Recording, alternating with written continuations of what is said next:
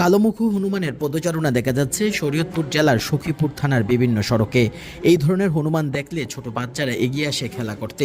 তবে জানিয়ে রাখি, গত মে মাসে যশোরের অভয়নগরে আদর করতে গিয়ে বিরল প্রজাতির কালোমুখ হনুমানের কামড়ে অমৃত বিশ্বাস ও আবিদ মোল্লা নামের দুই স্কুল ছাত্র আহত হয়েছিল।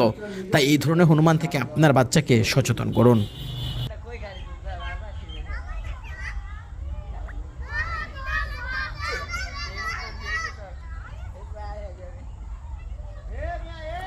এই এই এই